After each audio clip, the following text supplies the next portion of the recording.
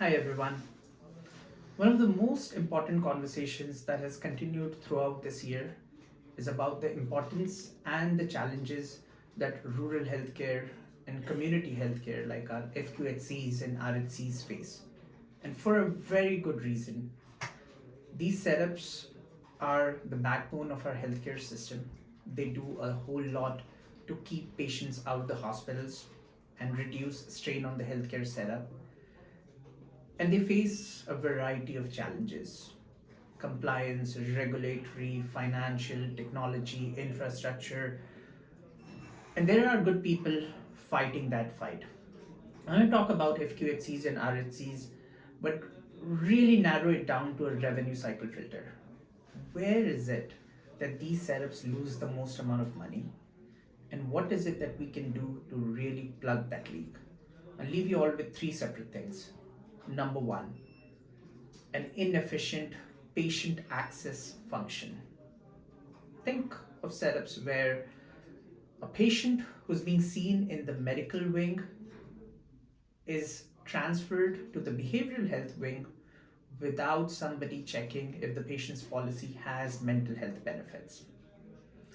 Or your scheduling team scheduling a patient for a procedure on the next available slot, which may be this week, but not accounting for the fact that their policy may require 3 weeks for approving the authorization. Or the scheduling team not even knowing which providers are in network versus out of network and are scheduling the patient with whoever is available. With everything that we've seen, in fact, for the last couple of years, lack of a tightly run patient access function has been a glaring gap and calls for immediate rectification. That's one way to boost up revenue and performance. Number two, coding and billing nuances and complexities. Across the US, different states have got different guidelines, and FQHCs and RHCs have to adhere to it. The problem is that these are very complex, sometimes obscure, a lot of times by design.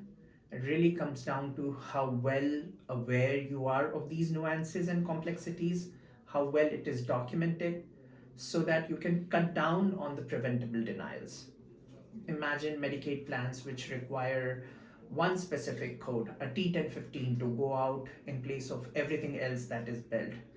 But then having certain exclusions of what can go under this encounter versus what cannot. I think the onus is on the practices and their revenue cycle setups to understand these nuances, document these nuances, use their PM system as much as possible to create edits that will let us cut down on these coding and billing denials and gaps. Number three, making sustained efforts towards financial sustainability.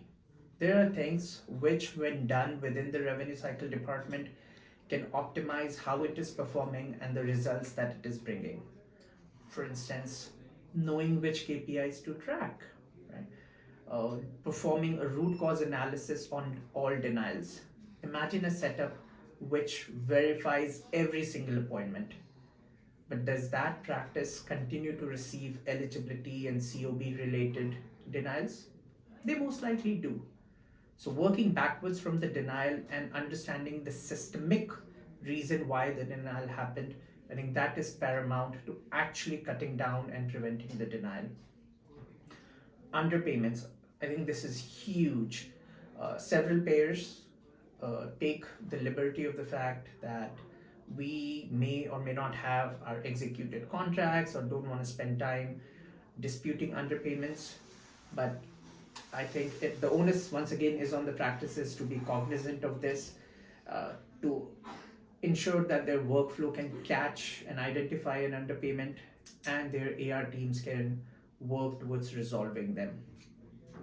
The last thing that I want to leave you all with is some of the apprehension towards leveraging technology and just outsourcing revenue cycle.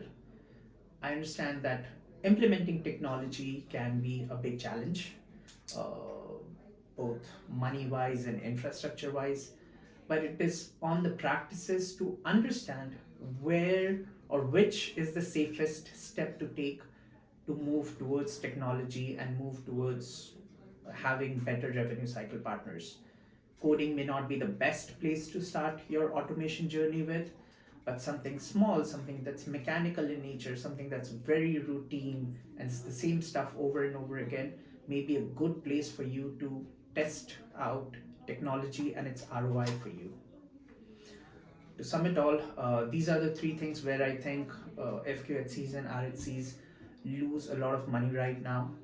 Inefficient patient access functions, not understanding and documenting their coding and billing nuances, and not doing these small little things that boost financial sustainability. There's a longer form content that's going to be available this week. Happy to share that with everybody, and I'll see you all in the next one. Bye.